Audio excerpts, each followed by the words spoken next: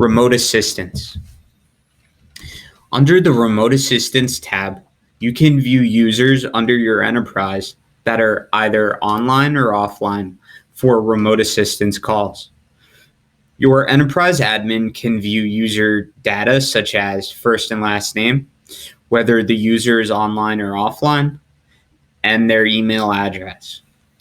In order to initiate a remote assistance call, please click the green icon under the action column next to the desired users row.